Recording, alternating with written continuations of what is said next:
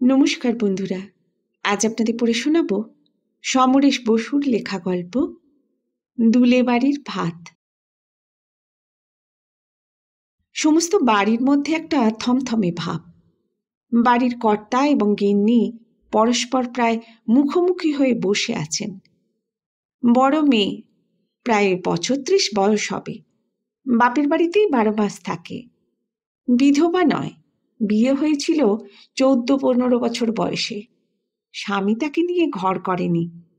তার নাম নির্মলা, সবাই নিমি বলে ডাকে। নিমি সেই ঘরেই দরজার কাছে বসে রয়েছে, গালে হাত দিয়ে এমনভাবে বাইরের দিকে তাকিয়ে রয়েছে যেন এইমাত্র কোনো ভয়ঙ্কর দুর্ঘটনার খবর শুনে ভয়ে বিস্ময়ে ব্যথায় একেবারে পাথরের মতো হয়ে গিয়েছে। সেই ঘরেরই দরজার কাছ থেকে দেখা যায় খোলা উঠোনের ওপারে ঘরের সামনে যে খড়ের চালে ঢাকা জায়গা রয়েছে সেটাই রান্নাঘর। সেখানে কাঠের উনুনে আগুন জ্বলছে, আগুনের থেকেও ধোঁয়াই বেশি। এ সময় শুকনো কাঠকুটোর বড় অভাব। ভাদ্র মাস, সবই ভেজা ভেজা শ্বেতা শ্বেতা, তাই কাঠের জালে ধোঁয়া বেশি। সেখানে উনুনের ওপরে একটা বড় হাঁড়ি, হাঁড়ির মুখ খোলা, তা থেকে এখনো ধোঁয়া উঠছে না।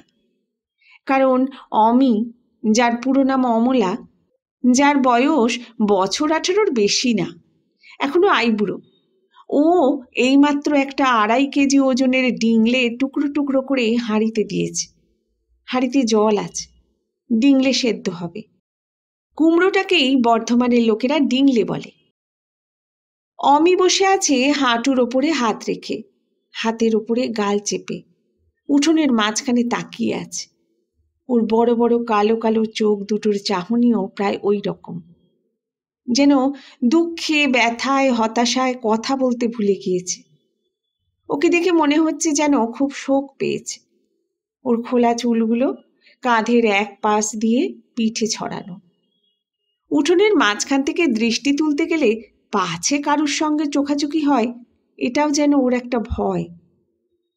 নিমি অমি 2 বোন, দুজনে দেখতে প্রায় একই রকম, তবে অমির এখনো বয়স কম, রংটাও একটু বেশি ফর্সা, তাই ওকে দেখলে প্রায় সুন্দরী বলতে ইচ্ছা করে। ওর বয়সে হয়তো নিমিও এইরকমই ছিল। নিমির চোখ দুটি এমনিতে দেখে মনে হয় ওর চাহনি বোধহয় ছোট বোনের থেকেও সুন্দর ছিল, কেননা নিমির চোখ কেবল বড় আর কালো নয়, টানা টানা। কর্তার বিড়িটা অনেকক্ষণ নিভে গিয়েছে, সেটা উনি 2 আঙুলের ফাঁকে ধরে আছেন।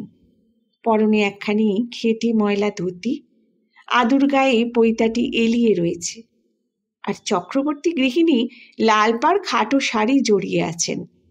চোখে মোটা কাচের চশমা। তিনি স্বামীর দিকে তাকিয়ে নেই, মাটির দেওয়ালের দিকে যেন দিশেহারা হয়ে চেয়ে আছেন। চক্রবর্তী মশাইয়ের চোখের ভাব অনেকটা ভাবলেশহীন।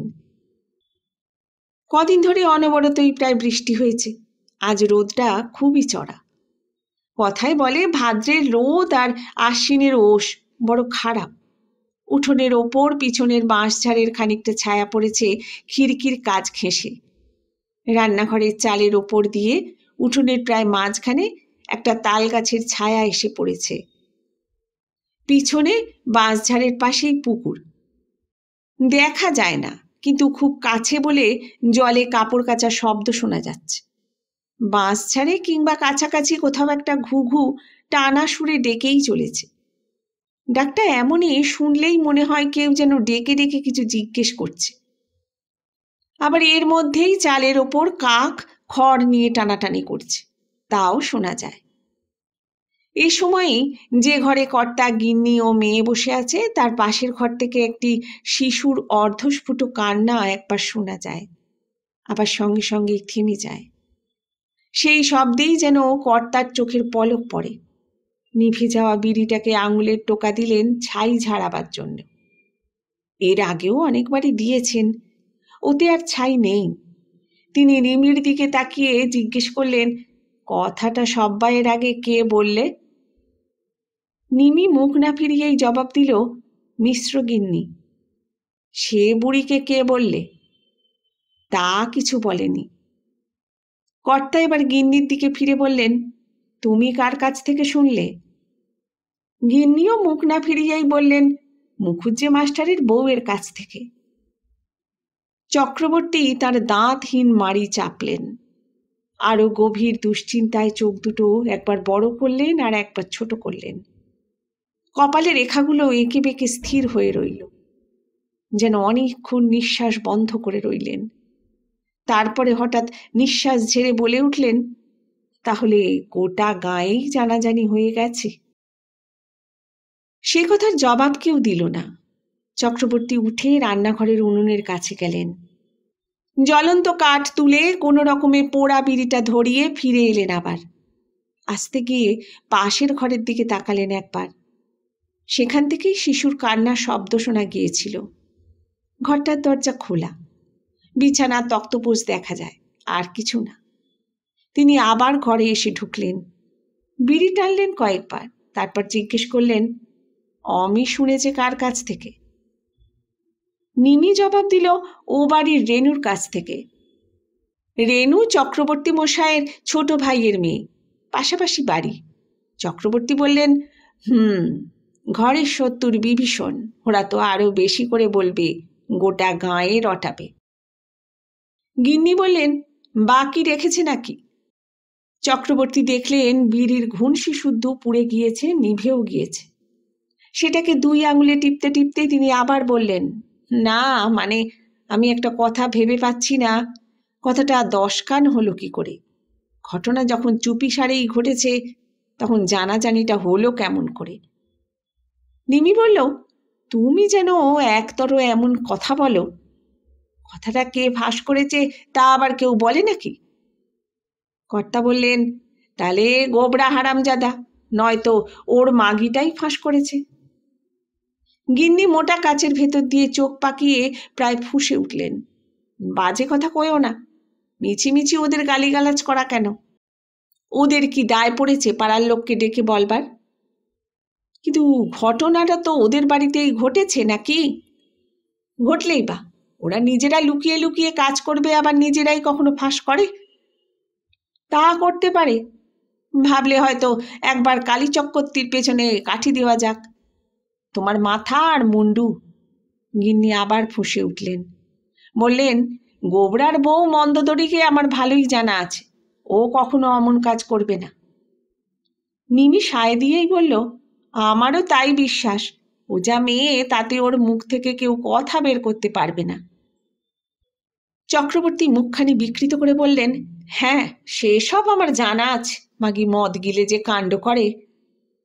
গিন্নি আবার মুখ থাবাড়ে দিলেন, বললেন, তা সে তার নিজের ঘরে করে, ভাতারের সঙ্গে বসে যা খুশি তাই করুক, কারুর ভিটে পাড়ায় গিয়ে অন্যের সঙ্গে রেলা করেনি তো? হয়তো সেই মুখেই কথা বেরিয়ে গেছে, কেউ শুনতে পেয়েছে। এবার গিন্নি নিমিকে সাক্ষী মানেন, বললেন, শুনছিস তো, তোর বাপের হাড় জ্বালানে কথা শুনেছিস, এখন ওই ছুরিটার সব দোষ হলো। তবু একবার বলবে না এমন কেলেঙ্কারি হলো কেন? কেন এখন গিয়ে সেই পটেশ্বরীকে জিজ্ঞেস করতে পারবে না সে অমন কাজ করলো কি করে? কর্তা বললেন, পটেশ্বরী না রাক্ষসী? অত বড় মন্বন্তর গেল যুদ্ধের সময়, তখনও তো এ বাড়িতে এমন ঘটনা ঘটেনি। নিমি বলল, আহা, তখন কি তোমার এমন 4 টাকা সের চাল হয়েছিল? তা না হোক, তবু সেবারে কলকাতায় হাজার হাজার লোক মরেছিল, আমাদের বর্ধমান জেলায় কিছু হয়নি বটে, কিন্তু এবার আর কটা লোকের মরার খবর শোনা যাচ্ছে। সেবারের মতন কিছুই নয়, তবু আমার বাড়িতে, কালী চক্রবর্তীর বাড়িতে এমন কেলেঙ্কারি, বংশে এত বড় কলঙ্ক। বলতে বলতেই কর্তা হঠাৎ রুদ্র হয়ে উঠলেন, 2 পাক ঘুরে প্রায় চিৎকার করে বললেন, রাক্ষসীকে আজ কেটে 2খানা করব আমি। বলে দরজার দিকে এগোতেই নিমি বাবার হাত চেপে ধরল, বলল, এখন কিছু করতে যেও না। না, আমাকে ছেড়ে দে, একবার হাঁ মুখ আমি চিরে দেখি কত বড় সেটা। নিমি আরো জোরে চেপে ধরে বলল, না, এখন তুমি কিছুই বলবে না, বেন্দা আসুক, তারপর যা বলার বলো, যার জিনিস সেই তার ব্যবস্থা করবে। চক্রবর্তী থেমে যান। কথাটা ভাববার মতো মনে হলো তার। হ্যাঁ, বৃন্দাবন আসুক, তারপরেই কথাটা তোলা যাবে। ইতিমধ্যে বাড়ির পেছন থেকে ছাগলের ডাক শুনে নিমি চেঁচিয়ে বলে ওঠে, যাই সোনা, যাচ্ছি। নিমি উঠতে উঠতে আবার বাবাকে বলে, মাথা গরম করো না, সত্যি মিথ্যে বলেও একটা কথা আছে তো। আগে আসল লোকের কাছ থেকে সব শোনা যাক, তারপর যা করবার করা যাবে। মা, কি বলো? গিন্নি বলে, তা অবশ্যই ঠিক, তবে যা রটে তা বটে। একটা কিছু কেলেঙ্কারি নিশ্চয়ই কারোর চোখে পড়েছে বা প্রমাণ পেয়েছে, তা না হলে কি আর সাহস করে বলতে পারে? গিন্নি নিমির দিকে তাকালেন, নিমিও মায়ের দিকে তাকালো। দুজনেই কয়েক মুহূর্ত চোখে চোখে চেয়ে রইল। তারপরে নিমি ভুরু কুঁচকে অনেকটা যেন আপন মনেই বলল, কিন্তু আমি বলি, যদি ঘটেই থাকে কিছু, জানাজানি হলো কেমন করে? বলতে বলতে সে বেরিয়ে যায়। বাপের সংসারে তার নিজের আয় বলতে ছাগল, গোটা কয়েক ছাগল আছে, বাচ্চা বিক্রি করে কিছু হয়। শহরের মাংসওয়ালাদের লোকেরা এসে চড়া দামেই কিনে নিয়ে যায়। গোবরা দুলে পাঁঠাকে খাসি করতে জানে, করেও দেয়। খাসির দামই বেশি। তাকে বাড়ির বাইরে যেতে দেখে অমিও পিছু পিছু যায়। খিড়কি দিয়ে দুজনেই বাড়ির বাইরে যায়। পুকুর ঘাটে তখন আর কেউ নেই। ঘাটে এক ফোঁটা ছায়া নেই। ভাদ্রের মাংস গলানোর রোদ সেখানে। পুকুরের ওপারে বাঁশঝাড়ে ঘুঘুটা তেমনই ডেকেই চলেছে। বাঁশঝাড়ের ওপারে দুটো পুরনো ভাঙা মন্দির, তার পাশ দিয়ে রাস্তা চলে গেছে গ্রামের বাইরে। চারিদিকে ভাদ্রের রোদ ঠাঠা করছে। পুকুরের এক পাশে গ্রামের অন্যদিকে যাবার রাস্তা, দুটো অশ্বত্থ গাছ রাস্তার ধারে। সেই ছায়াতেই নিমির ছাগল বাঁধা রয়েছে, কিন্তু একটা ছাগলের গায়ে এখন আর ছায়া নেই। সে একেবারে রোদে, তাই ডাকাডাকি করছিল।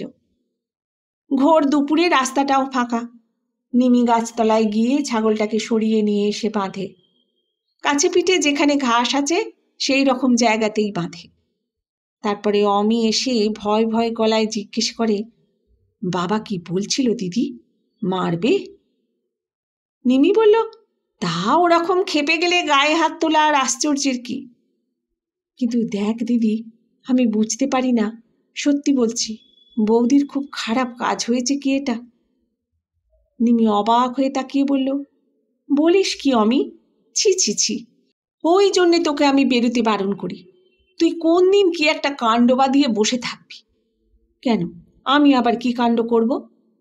করবি একটা কিছু কেলেঙ্কারি। তোর যখন এটা খারাপ মনে হচ্ছে না, তুই কোন দিন হয়তো অন্য জাতেরকে বিয়েই করে বসবি। তোর মুখে আগুন, তুই একটা মুখ পোড়া দিবি। নিমি হেসে ফেলে, বলে, আমি শোন, হ্যাঁ রে, ডিংলে সেদ্ধ যে চাপালি মাখবি কি দিয়ে? তেল আছে একটুও? দুপলার মতো নাচ। আর চাল 1.5 কৌটো, 6 জনের জন্যে। তাই তো কথা হলো, ডিংলে খাওয়া হবে ভাতের টাকনা দিয়ে। বলতে বলতে অমির শুকনো ঠোঁট দুটো কিরকম কেঁপে যায়। ডাগর চোখ দুটো টলটলিয়ে ওঠে। নিমির মুখখানিও অন্ধকার হয়ে ওঠে, চোখ ছলছলিয়ে যায়। বোনের পিঠে একটা হাত রেখে বলল, কাঁদিস না, এ বছরটাও এত বেশি কষ্ট। অমি বলল, বাবা তো 1 বিঘে জমি এ সময় বিক্রি করে দিতে পারে, 1,500-2,000 টাকা তো পাওয়া যাবে। ও কি বলছিস অমি? মাত্র তো 7 বিঘে জমি আমাদের, তাতেই কয়েক মাসের চালটা হয়। তার উপরে তোর বিয়ে আছে, তখন কোনো না বিঘে 2 বিক্রি করতে হবে। ছাই, অমন বিয়ে আমার দরকার নেই। বলতে বলতে বাড়ি ফিরে যায়। নিমি সেদিকে চেয়ে মনে মনে বলে, ছাই নয় রে অমি, ঘরে দুটো খাবার আছে এমন লোকের সঙ্গে যদি বিয়েটা হয়, তাহলে সেটা বিয়ের থেকে বড় হবে। এ কথা নিমি মনে মনে বলে, তবু অশ্বত্থের তলায় একলা দাঁড়িয়ে তার চোখের দৃষ্টি ঝাপসা হয়ে আসে। টলটলানো জলে ভাদ্রের রোদে পোড়া চড়াচড় কাঁপতে থাকে। কিন্তু এসব কোনো ঘটনা নয়। বাড়ির থমথমানি একটুও কাটল না। বাবা মা 2 মেয়ে ডিংলে সেদ্ধ নিয়ে যখন বসলো, তখন বেলা গড়িয়ে গিয়েছে। পাশের ঘরে আরও একজন আছে, যার পাপে বাড়িতে আজ কুগ্রহ লেগেছে। উঠোনে দাঁড়িয়ে অমি একবার ডেকেছিল, বৌদি খেতে এসো। ঘরের ভিতর থেকে জবাব এসেছে, তোমরা খেয়ে নাও, আমি খাবো না। তৎক্ষণাৎ চক্রবর্তী চিৎকার করে উঠেছিলেন, মুখ নেড়ে কথা বলতে লজ্জা করছে না কালামুখী? নিমি তখন আবার বলেছে, থাক বাবা, এখন কিছু বলো না, বেন্দা আসুক তারপরে। তখন আর একবার শিশুর কান্না শোনা গিয়েছিল, এক মুহূর্তের জন্যে, সঙ্গে সঙ্গেই আবার চুপ করে গিয়েছিল। সকলেই ডিংলে সেদ্ধ খেয়েছিল ভাতের বদলে। তাতে ক্ষুধা হয়তো মিটেছে, কিন্তু বুকের মধ্যে একটা যন্ত্রণা কুড়ে কুড়ে খেয়েছে। একটা প্রচণ্ড ক্ষোভ এবং দুঃখ সকলের বুকের মধ্যে রুষে রুষে উঠেছে। সবাই এক মুঠো করে ভাত খেয়েছে, ঠিক এক মুঠো বলতে যা বোঝায়। তার পরিণামে সকলেরই বিতৃষ্ণা ঘৃণা একজনেরই ওপর গিয়ে পড়েছিল, একমাত্র অমি ছাড়া। হয়তো অমির এখনো যৌবন আছে, যে যৌবনকে পবিত্র বলা হয়েছে। বিশ্ব সংসারে যৌবনের মতো শুদ্ধ কি আছে? যৌবন যেমন ঘৃণার আগুনে সবকিছু জ্বালিয়ে পুড়িয়ে দিতে পারে, তেমনি সর্বংসহা পৃথিবীর মতো সবকিছু ক্ষমাও করতে পারে। যে মানুষটিকে ঘিরে, যে মানুষটির আচরণকে কেন্দ্র করে গোটা বাড়ি থমথম করছে, ফুঁসছে, ফুলছে, তার ওপরে সে কিছুতেই রাগ করতে পারছে না। প্রায় বিকাল ঘেঁষে বৃন্দাবন বাড়ি ফিরল। বলা চলে একটা কঙ্কাল জামা কাপড় পরে বাড়ি ফিরল। সে জামা কাপড়ের দশাও সেই রকম, নানা জায়গায় তালি ময়লা। এসেই ডাক দিল, মা। কোনো সাড়া পেল না সে, অথচ দেখল প্রত্যেকটি ঘরেরই দরজা খোলা। হাতে তার একটা ছোট ঝোলা, বড় নয়, খুব ছোট একটা ঝোলা, কিন্তু সেটিকে সে বুকে ধরে আছে। কোনো ঘর থেকেই কেউ এলো না দেখে সে আবার ডাকল, দিদি দিদি, কোথায় গেলি রে? তখনও কোনো সাড়া পাওয়া গেল না। বৃন্দাবন রান্নাঘরের দাওয়ার দিকে তাকিয়ে দেখল অমি সেখানে পা ঝুলিয়ে বসে আছে। জিজ্ঞেস করলো, কিরে অমি, কেউ বাড়ি নেই? ছাত্রের বাড়ি থেকে আজ 2 কিলো চাল নিয়ে এলাম মাইরি, আর বাড়িতে কারুর পাত্তাই নেই আজ। অমি একবার ঝোলাটার দিকে তাকালো, তারপরে বাবার ঘরের দিকে। দেখে বৃন্দাবনের সন্দেহ হলো, কোথাও একটা কি গোলমাল ঘটেছে। সে উঠোনের আর এক পাশে গিয়ে উঁকি মেরে দেখলো বাবার ঘরে কে আছে। দেখলো সেখানে বাবা মা দিদি সবাই রয়েছে। সে সেই ঘরের দিকে গেল। দাওয়ার ওপর উঠে দরজার সামনে দাঁড়িয়ে বলল, কি গো, তোমরা সব এমনি করে বসে আছো কেন? কোনো বিপদ আপদ হয়েছে নাকি? কেউ কোনো জবাব দিল না। কেবল কালীনাথ চক্রবর্তী বললেন, তুমি গায়ক মানুষ, যাত্রার দলের অ্যাক্টর, তা ছাত্রদের সব শেখানো হলো? বৃন্দাবনের ভুরু কুঁচকে উঠল। বলল, দেখো বাবা, বাজে কথাটি কইও না। তোমার তো সে মুরদও নেই। তোমার বাপ কি রেখে গেছিল তার ওপর আজও চালিয়ে যাচ্ছ। আমাকে তো তবু কিছু ছেলে মানে, পেটে শালা ইঁদুরের ডন মারছে। তবু যাই হোক, তাদের সঙ্গে থেকে কিছু একটা শিখিয়ে পড়িয়ে কিছু চাল জোগাড় করে এনেছি। এখন মেলা ক্যাচ ক্যাচ না করে বলো দেখিনি কি ঘটেছে। তবুও কেউ কিছু বলতে চায় না। মা কাঁদতে লাগলো। নিমিরও প্রায় সেই দশা। বৃন্দাবন তখন একটু উদ্বিগ্ন ও চিন্তিত হয়ে উঠল। সে প্রায় ভয় খাওয়া গলায় জিজ্ঞেস করল, বাবা, বলছো না কেন? কি ঘটেছে? আরে এমন দগ্ধে মেরো না। শিবানী আর ওর ছেলেটা ভালো আছে তো? তখন চক্রবর্তী বললেন, তোমার শিবানীকে ডেকেই তা জিজ্ঞেস করো না। বৃন্দাবন আরো ভাবিত হয়ে পড়ল। জিজ্ঞেস করলো, কি হয়েছে? কিছুক্ষণ অপেক্ষা করে চক্রবর্তী শেষ পর্যন্ত নিজের মুখে বললেন সমস্ত কথা। জানালেন তাঁর পুত্রবধূ বৃন্দাবনের স্ত্রী গোবরা দুলের বাড়িতে পরশুদিন ভাত খেয়েছে। দুলে বাড়ির ভাত বামুনের বউয়ের পেটে। ছি ছি ছি, তার আগে অমন বেটার বউ কেন শ্বশুর শাশুড়ি ননদ স্বামী পুত্রের মুখে বিষ তুলে দিয়ে যায়নি? গায়ে যে আর টেকা যাবে না। বৃন্দাবন অনেকক্ষণ চুপ করে থেকে ডাক দিল, অমি, তোর বৌদিকে এ ঘরে ডাকতো একবার। নিমি বলে উঠল, কেন বাপু ঝামেলায় বাড়ানো, ঘরে গিয়ে কথা বল না। তার আগেই অমি গিয়ে ডাকল। বৃন্দাবনের স্ত্রী শিবানী এসে দাঁড়ালো, মাথায় খানিকটা ঘোমটা, তবু মুখখানি পরিষ্কার দেখা যায়। সকালবেলা পুকুরে চান করে সিঁদুরের টিপ পড়েছিল, সেটা এখন অনেকখানি গলে গিয়েছে, তবু টের পাওয়া যায়। একটা ঢলঢলে সেমিজের ওপর জ্যালজ্যালে একটা লাল পাড় শাড়ি, উপবাসে শুকনো মুখ, বড় চোখ দুটি আরও বড় দেখাচ্ছে। শরীর ভাঙনের মুখে তবু মনে হয় একটা মিষ্টি মুখ, ডাগর চোখ বউ এসে দাঁড়ালো। বৃন্দাবন জিজ্ঞেস করলো, হ্যাঁ রে বউ, তুই গোবরা দুলের বাড়ির ভাত খেয়েছিস পরশু? বউ একটু চুপ করে থেকে বলল, খেয়েছি। কেন? মন্দোদরি খেতে বলল, বড্ড খিদে পেয়েছিল। ছেলেটার গলা শুকনো, বুকে একটু দুধ আসছিল না। সরল সহজ জবাব। তবু বৃন্দাবন বলল, তা বলে তুই দুলে বাড়ির ভাত খাবি? গায়ে টিকবো কেমন করে? শিবানী মাথা নিচু করেছিল। তেমনিভাবেই বলল, মন্দোদরি বললে কি না, তোমার লজ্জা কি বৌদি? তোমার শাশুড়ি, বড় ননদ সবাই আমার ঘরে লুকিয়ে ভাত খেয়ে যায়। তুমি না হয় ছেলেটার জন্যে দুটো খাবে। মিনসে জোগাড় করতে পারে তাই বলছি, নইলে। শিবানী কথা শেষ করতে পারে না, চোখে জল এসে পড়ে, কথা বন্ধ হয়ে যায়। নিমি একবার চিৎকার দিয়ে ওঠে, মা! কিন্তু মায়ের কাছ থেকে কোনো জবাব আসে না। তিনি মাটিতেই পাশ ফিরে শুয়েছিলেন। তার শরীরটা থরথর করে কাঁপছিল, ফুলছিল। নিমিও হঠাৎ সরে গিয়ে মায়ের পাশে শুয়ে পড়ে। ওরও শরীরটা ফুলতে থাকে, কাঁপতে থাকে।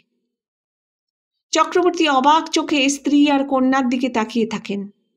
রান্নাঘরের দাওয়ায় অমি চুপ করে বসে আছে, মাথা নিচু, ওর চোখেও জল। শিবানী সেই যে মাথা নিচু করেছে আর তোলেনি। বৃন্দাবন বউয়ের কাঁধে হাত রেখে বলল, চল ঘরে যাই, চাল এনেছি, রান্না কর, আজকের রাতটার মতো হোক, আবার দেখা যাবে। বউ তবু দাঁড়িয়ে থাকে। তখন বউয়ের শরীরটাও ফুলে ফুলে উঠছে। বৃন্দাবন বলল, অমন করিস না, মায়ের ভাগী আমার বাবা, তোর ভাগী আমি। দুলেদের আমি চিনি, ওদের ভাত আমাদের থেকে খারাপ না। ওদের একটাই দোষ, ওরা দুলে। চল। বউকে সে হাত ধরে ঘরের দিকে নিয়ে যায়।